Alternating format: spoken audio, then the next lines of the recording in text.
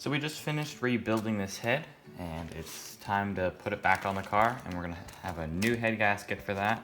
So this video is just gonna be the process of putting this back on the car. Now we're gonna torque the exhaust manifold to 17 foot-pounds for each bolt. It's a lot easier to put the exhaust manifold on now than it is to put it on once you have the head bolted in place. Next, we're gonna prep the surface of the block here, so the two mating surfaces will both be flat. I'm just gonna I have a flat block in here with some 220 sandpaper, and I'm just gonna lightly go over this surface, not enough to create divots, but just enough to get all the gunk off.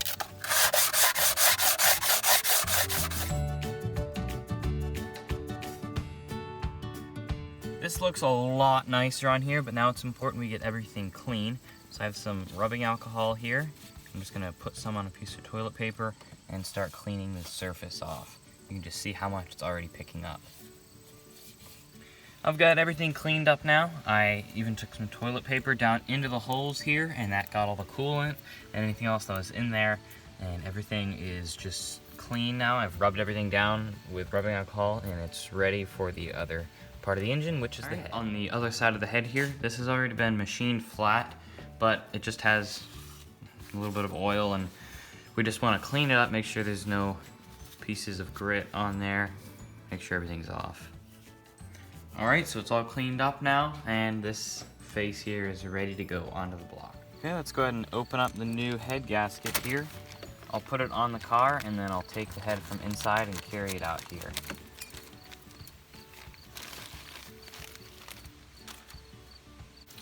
I have this on now. Make sure you have it in the right orientation. It'll either go on this way, or if I flip it over this way. You just gotta look at all these holes here and make sure everything lines up exactly. Everything's good, so we're ready to put the head on.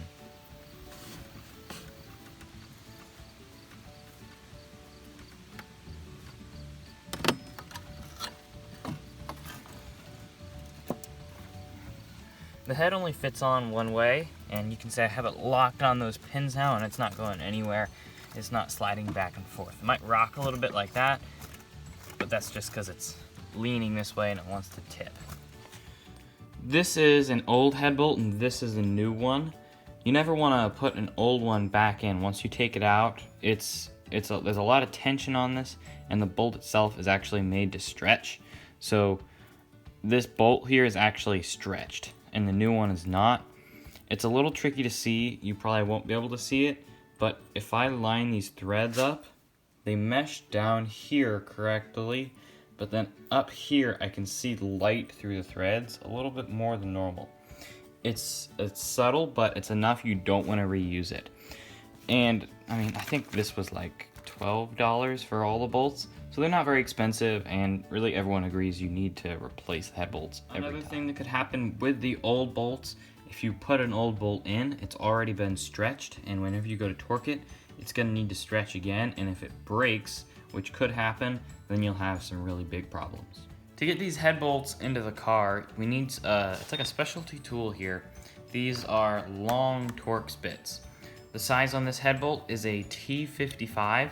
It's a pretty tight fit. You'll put this on and we'll tap it and it'll seat in.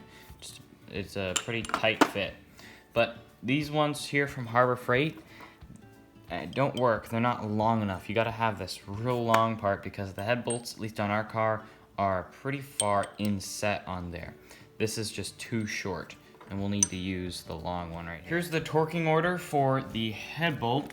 If I take a look at, we have some specs written here. You torque all the bolts in this order to 30 foot-pounds, and then in that same order, you repeat the order and move them each a quarter turn, and then you repeat the order again and move them each a quarter turn again, and then all the bolts will be at the right torque spec. So now I'm going to take our 1/2-inch torque wrench, and you do have to have a 1/2-inch to 3/8 adapter for the long Torx bits. And I'm going to set the torque wrench at 30 foot-pounds.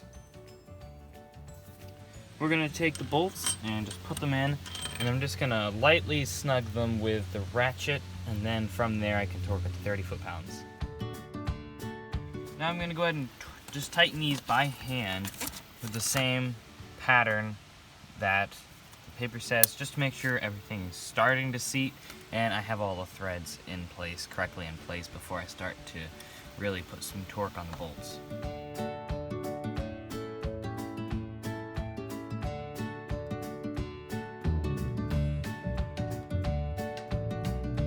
This torque wrench was actually out in the sun. We went inside for maybe about an hour, and this thing is so hot, I really can't hold it. If I was gonna be torquing this, that's too hot to hold.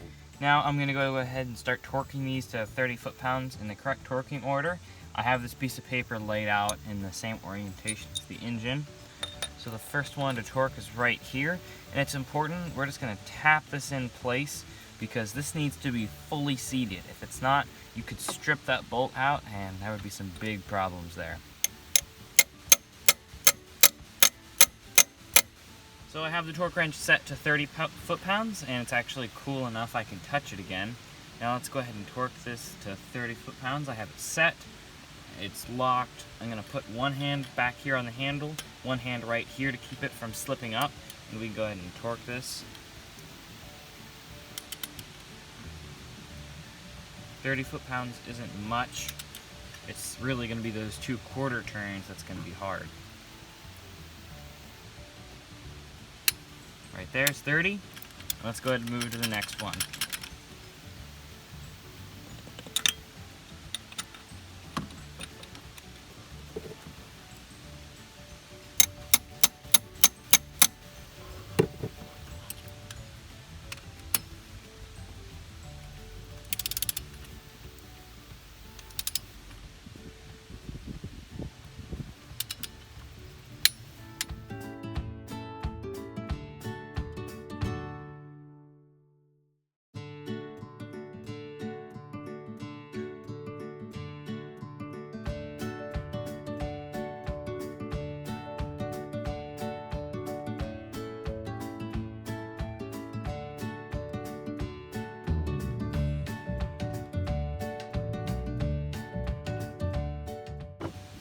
I'm really having a hard time getting this one out here. It's in an uncomfortable spot up against the chain.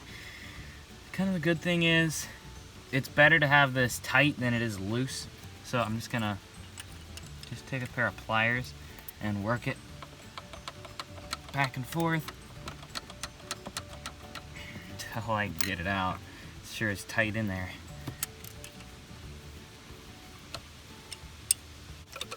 I'm just gonna use this long 1/2 inch extension to see if I can use this to wiggle it out. So I finally got it. What worked was when this was down there, we kept wiggling it back and forth. I grabbed a pair of pliers, grabbed it here and pulled while wiggling as hard as I can, and it finally came out.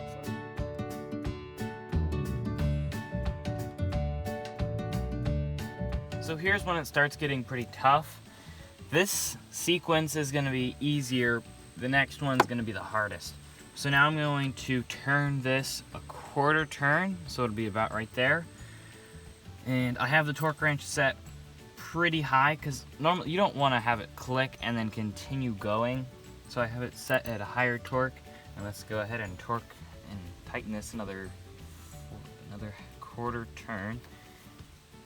Make sure you have this seated in there nicely. Okay, right there. And yeah, next quarter turn is not gonna be easy.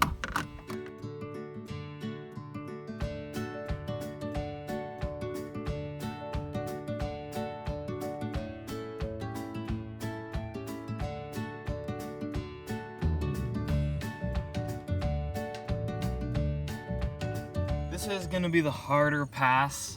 We're gonna have to do another quarter turn, doing it in the same torquing order. This is when it gets pretty tough because these bolts are really getting tight. So let's go ahead and get started.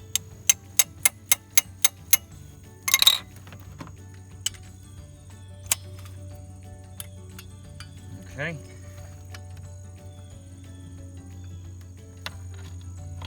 Right there. Yeah, it's not easy.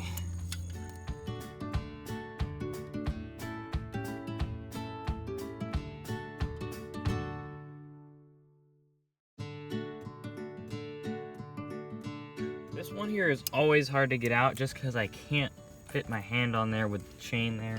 So I just have to take a pair of pliers, wiggle it, and pull it out. There we go. This last pass is definitely, it's a trick. These bolts are pretty tight on this 90-degree angle. Just kind of swing my whole body into it and you can get it to move.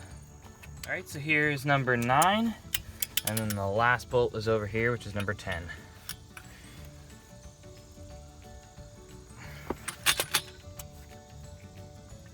All right, for the last bolt, make sure this is tapped down.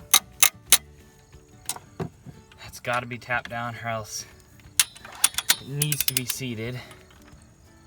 Okay, let's take it 90 degrees. There we go. All the bolts are torqued to 30 foot-pounds. We did a sequence of a quarter turn and then a second quarter turn, so the head is torqued in place. Make sure that every time that you're done with your torque wrench, you take the torque all the way down back to its lowest setting, and this one, that's 10 foot-pounds.